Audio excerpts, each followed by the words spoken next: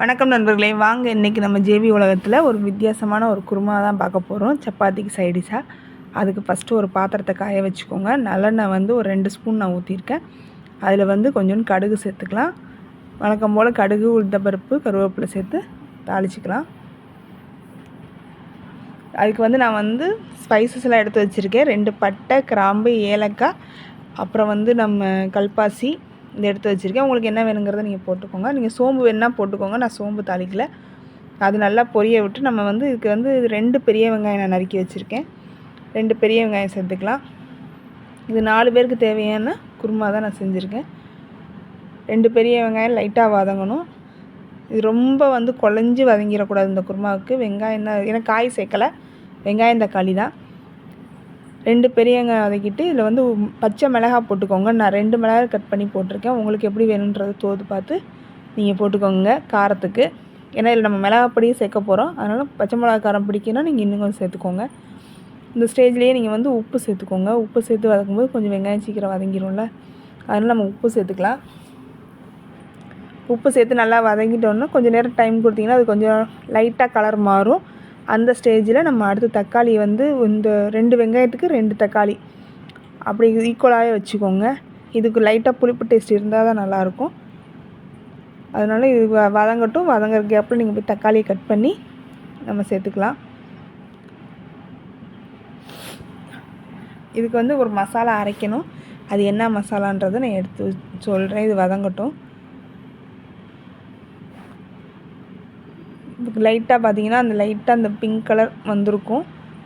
இந்த ஸ்டேஜில் 2 தக்காளியை வந்து ஈக்குவலாகவே சேர்த்துக்கலாம்.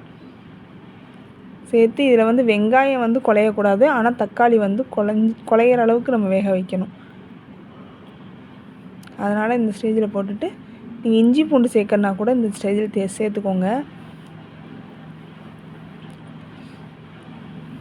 நல்லா வதங்கட்டும்.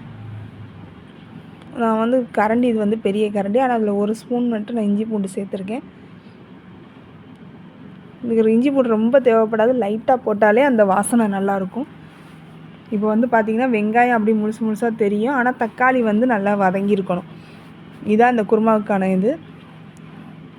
இப்போ வேணுங்கிற அளவுக்கு நீங்கள் தண்ணி ஊற்றிக்கோங்க. திரும்பவும் நம்ம தண்ணி ஊற்றுவோம். அதனால் நான் இப்போதைக்கு வந்து இதில் வந்து ஒரு செம்பு தண்ணி ஊற்றிருக்கேன்.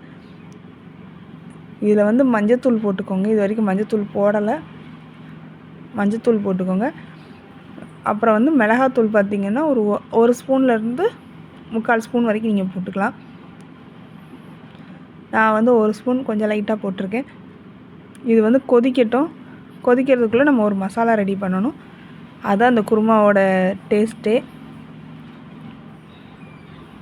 நம்ம மல்லி விதைன்னு நான் டைட்டில் கொடுத்துருக்கேன் இல்லையா, அதே மாதிரி இப்போ இது வந்து நல்லா கொதித்து வந்துருச்சு.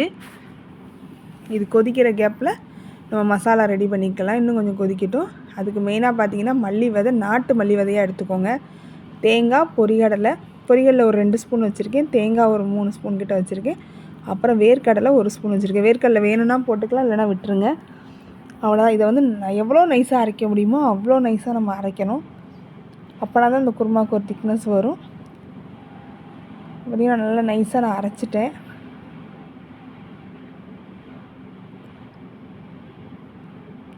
நல்லா நீங்கள் கலந்து விட்டுக்கோங்க. அந்த மிக்ஸி ஜாரில் உள்ள மசாலாவே சேர்த்து அலசி இதில் ஊற்றிடுங்க.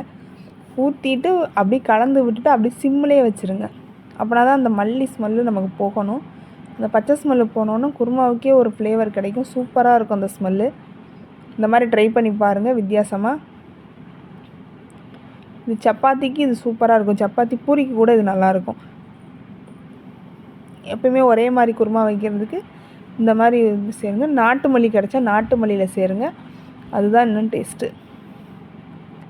இப்போ பார்த்திங்கன்னா லைட்டாக கொதிக்க ஆரம்பிச்சிட்டு இந்த ஸ்டேஜில் சிம்மில் வச்சுக்கோங்க.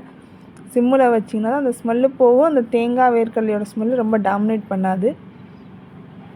அது லைட்டாக தான் தெரியும், ஆனால் மல்லி ஸ்மெல்லு நல்லா வேறு மாதிரி ஒரு ஸ்மெல் நல்லா வரும். இந்த குருமா வந்து ஆனால் இந்த மஞ்சள் கலரில் தான் இருக்கும். டேஸ்ட்டு வந்து அந்த வெங்காயம் அந்த இதெல்லாம் எடுத்து சாப்பிடும்போது நல்லா டேஸ்ட்டாக இருக்கும். இப்போ இது கொதிச்சிருச்சு இல்லையா, இப்போ கொதிச்சதில் பார்த்திங்கன்னா இன்னும் தேவையான அளவுக்கு கொஞ்சம் ஓரளவுக்கு திக்காக கொதிச்சிச்சு. நான் கொத்தமல்லி சேர்த்துருக்கேன். சேர்த்துட்டு அப்படியே நீங்கள் அடுப்பை ஆஃப் பண்ணிடுங்க. அது அப்படி வந்து பாத்திரம் கனமான பாத்திரம் அப்படிங்கிறனால அது கொதிச்சிட்டே இருக்குது. ஆனால் டேஸ்ட்டான நமக்கு வந்து பார்த்திங்கன்னா இப்போ தெரியும் அப்படியே கொதிச்சிக்கிட்டே இருக்கும். அடுப்பை ஆஃப் பண்ணிய பிறகு இப்போ நான் அடுப்பை ஆஃப் பண்ணிவிட்டேன், அப்புறமும் அது கொதிச்சிக்கிட்டே இருக்குது. டேஸ்ட்டாக இருக்கும். இந்த மாதிரி ட்ரை பண்ணி பாருங்கள். இந்த மாதிரி வீடியோஸ் பார்க்குறதுக்கு என் சேனலை சப்ஸ்கிரைப் பண்ணுங்கள், லைக் பண்ணுங்கள், கமெண்ட் பண்ணுங்கள், ஷேர் பண்ணுங்கள். தேங்க்யூ.